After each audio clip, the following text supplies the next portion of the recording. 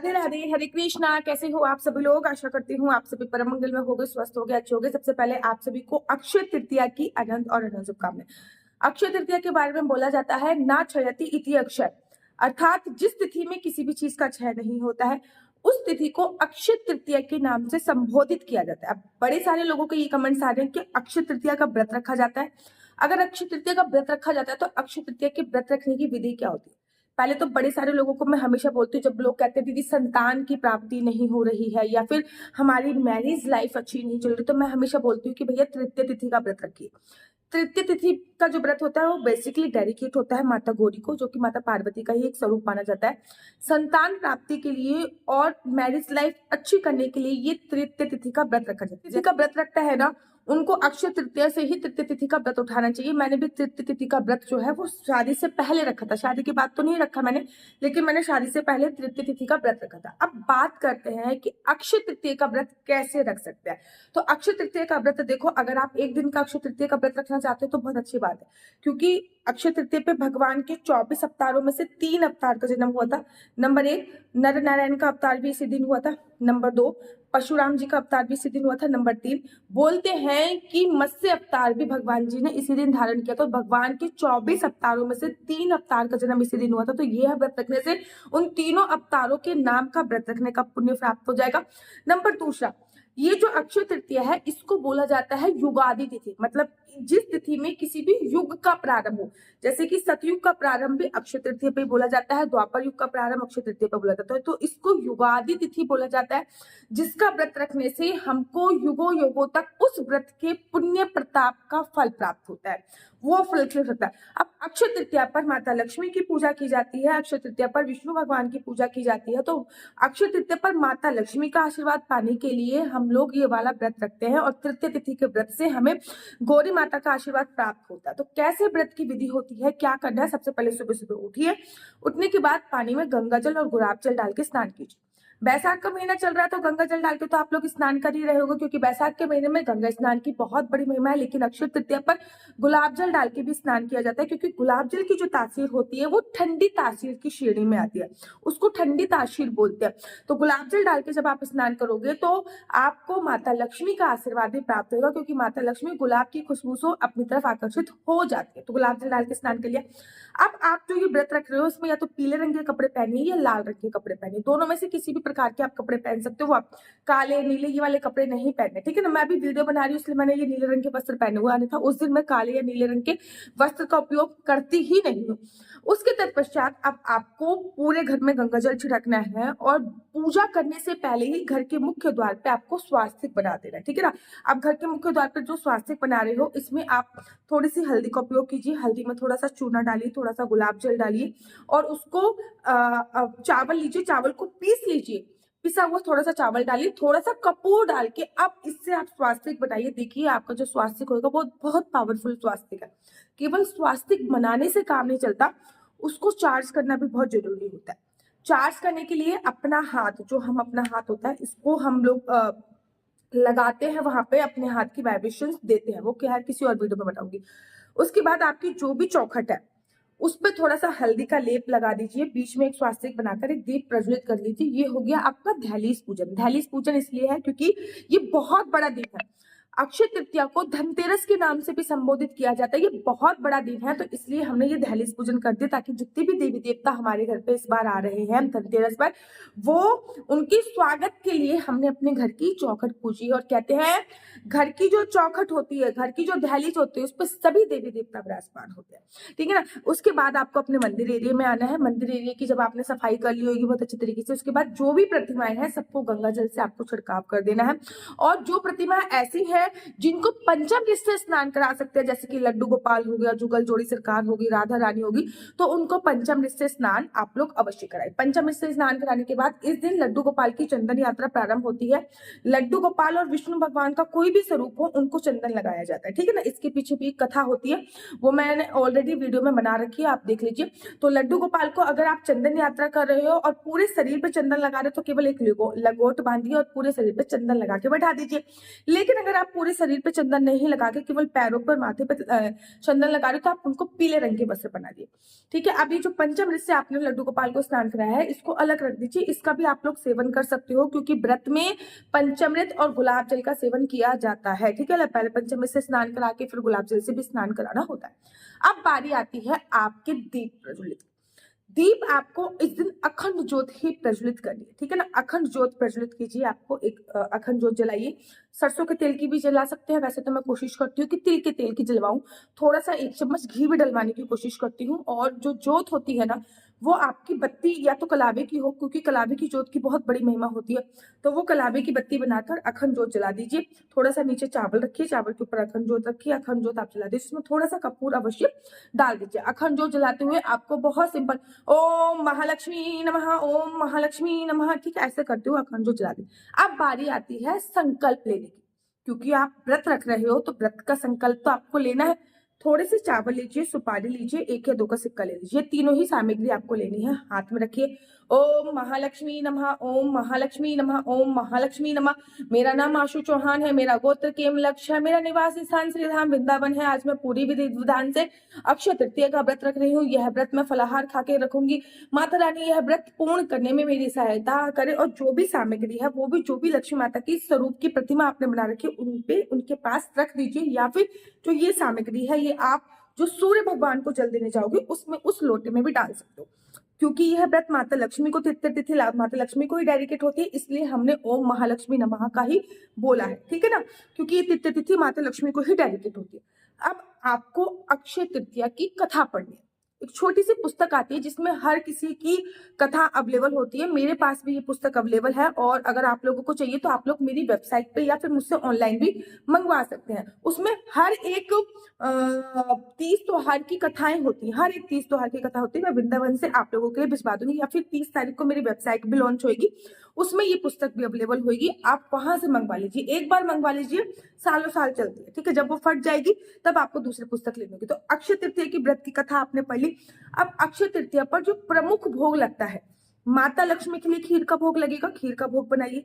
और लड्डू गोपाल, बाल गोपाल या फिर भगवान विष्णु के किसी भी अवतार के लिए सत्तू के लड्डू का भोग लगेगा। जो सत्तू होता है ना, सत्तू के लड्डू आप बनाइए ना। सत्तू के लड्डू लीजिए और सत्तू के लड्डू का भोग आपको लगा देना है। और सत्तू का शरबत बनाकर भी वो भोग भी लगा देना है। अब आपकी सुबह की पूजा कंप्लीट होगी। आपने माता रानी की आरती कर ली, भगवान विष्णु की आरती कर ली। ये दोनों आरती करके आपकी सुबह की पूजा कंप्लीट हो गई। उसके बाद तुलसी माता पे जाइए, तुलसी माता पे दीप प्रज्वलित कीजिए, तुलसी माता की परिक्रमा कीजिए।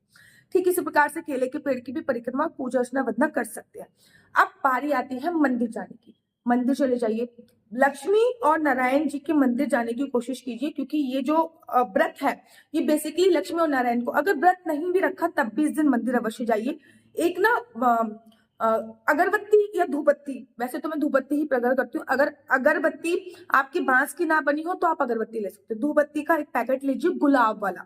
ठीक है, एक नारियल लीजिए, थोड़ी सी मिठाई लीजिए और कुछ दक्षिणा लेकर वहां पे समर्पित कीजिए और वहां की भी 4 परिक्रमा अवश्य कर लीजिए। तो वहां पर बैठकर ओम महालक्ष्मी नमः या फिर ओम नमो भगवते वासुदेवाय, ओम नमो भगवते वासु, वहां पे बैठ के वहां की वाइब्रेशंस फील करते हुए आपको ये करना है। ठीक है ना, उससे पहले आप सूर्य भगवान को जल जरूर चढ़ाते जाइएगा। जो भी सामग्री है वो सूर्य भगवान को जल चढ़ाती, जो सामग्री वो निकल आएगी, जैसे कि चावल है, इसमें सुपारी है, वो तो पौधों में लग जाएगी। इसमें जो पैसा बचा उसमें कुछ पैसे और मिला के इस दिन दान करना। अब बारी आती है आपकी खरीदारी की। अब आप खरीदारी करने के लिए चले जाइए। ठीक है ना, सोना चांदी इस दिन बहुत इंपॉर्टेंट होता है खरीदना। सोना खरीदिए, चांदी खरीदिए। ठीक है ना, उसके 12 में से कोई भी आइटम खरीद सकते हैं। हल्दी खरीदिए, बहुत इंपॉर्टेंट होता है। तो 12 सामानों में से आप कोई भी सामान इस दिन खरीद सकते हैं, वो आपके ऊपर निर्भर करता है। शाम के वक्त की पूजा का समय होगा। शाम के वक्त आपको क्या करना है, अपने घर के मुख्य द्वार पे 2 दीपक जलाने हैं। तुलसी मैया पे 1 दीपक जलाना है। जो अखंड जो जला रही है वो जली हुई है, वो तो जली हुई। साथ के साथ पंचमुखी अगर दिया आपके पास है तो बहुत अच्छी बात है, पंचमुखी दीपक से आरती कीजिए, नहीं तो एक सिंपल सा दीपक जला के आरती कीजिए। और लड्डू गोपाल को जो आपने पीला चंदन लगा रखा है, वो पीला चंदन लड्डू गोपाल का अब आपको हटाना है। वो चंदन हटाकर संभाल के रख लीजिएगा। जब भी बच्चों को नजर लगती है तो उसी चंदन का उपयोग होता है। आप चाहो तो वो घिसने वाला चंदन लगा सकते हो, लेकिन अगर घिसने वाला चंदन ना हो तो सिंपली दाने वाला चंदन आता है, या फिर अष्टगंधा तिलक आता है। जिन लोगों ने मुझसे अष्टगंधा तिलक मंगाया होगा वो लोग अष्टगंधा तिलक गंगा जल में मिलाकर या फिर गुलाब जल में मिलाकर उसमें थोड़ा सा कपूर डाल के अष्टगंधा तिलक भी लगा सकते हैं, या फिर गोपी चंदन भी लगा सकते हैं, ठीक है ना। ये सारा भर के आपको रख लेना है। लड्डू गोपाल को अगर आपका मन है कि नहला देती हैं दोबारा, तो लड्डू गोपाल को दोबारा नहला सकते हैं, क्योंकि पूरे शरीर पे चंदन लगा होता है।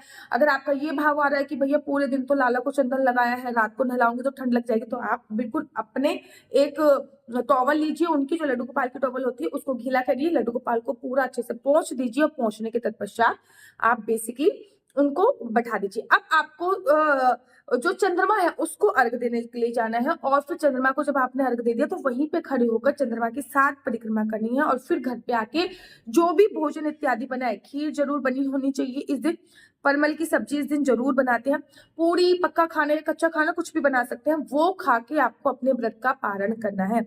इस व्रत में एक समय भोजन खा सकते हैं, किसी भी प्रकार की कोई संभोग क्रिया इस व्रत में नहीं करनी। इस व्रत में दान की बहुत महिमा होती है। नमक दान हो गया, चीनी दान हो गई, इसकी तो बहुत ही महिमा है। मटका दान हो गया, सत्तू दान हो गया, वो मैं आपको किसी और वीडियो में बताऊंगी कि 12 दान कौन कौन से आपको करने हैं। इस दिन जितना ज्यादा हो सके भगवान के नाम का सिमरन करना है।